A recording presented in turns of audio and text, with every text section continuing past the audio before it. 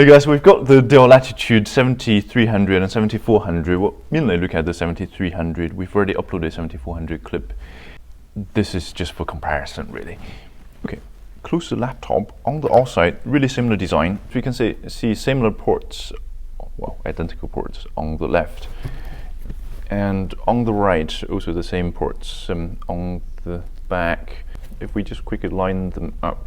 So up to this point, as you can see, it's pretty much the same. So the difference is in the middle. They seem to have added some extra space. If you're coming from a 7490 laptop, the last generation, then you will lose one USB 3 port.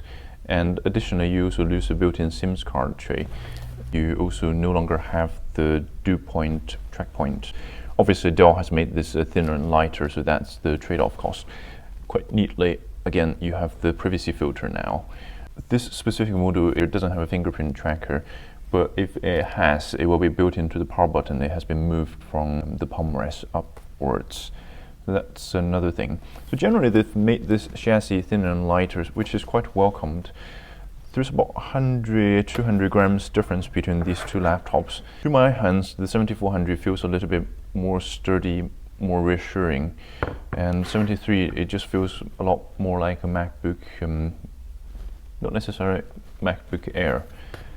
It's not much weight difference, but because this is actually bigger, the 7400, it feels quite a bit heavier, if that makes sense. Looking at the spec, we've loaded Core i5 8th gen processor, no graphics, good range of displays. You have low power display, other options. We would suggest going for at least an IPS Full HD, a fairly standard business option. So the audio, the speaker is downwards firing, it's not upward firing directly at you, such as T490. It's decent for a business laptop, but obviously if we just play this Windows sound, you can hear the cracking noise, which is, it's better, probably better than last generation.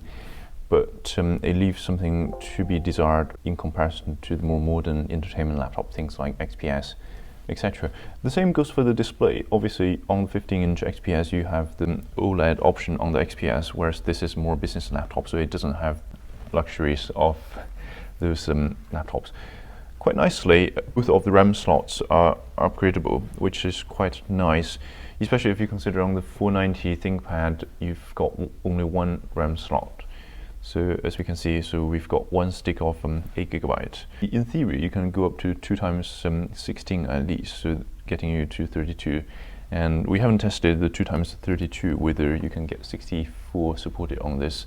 That would probably be an interesting clip. As you can see on the keyboard, there's a little bit less space on the 7300. It's not much difference. Between these two, there's a very little difference. So it's mostly determined by the screen, 13.3 and 14-inch display. Trackpad wise, it pretty much is the same trackpad size.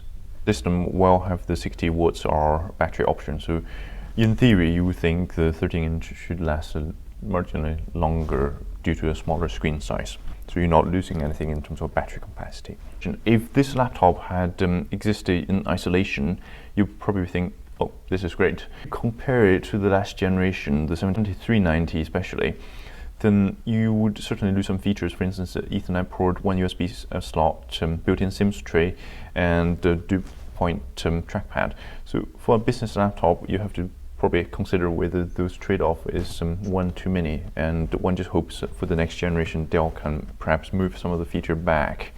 If there's any question, just give us a shout. We'll be happy to take a look, and if there's any question we can answer, we'll be happy to get to it. If you can subscribe, that'd be really, really fantastic. Obviously, YouTube is quite new for us, so we hope to do more of this, and we can only do it when people are watching and giving us feedbacks. From everybody at Cruise Tech, we'd really like to wish you a great holiday and a Happy New Year.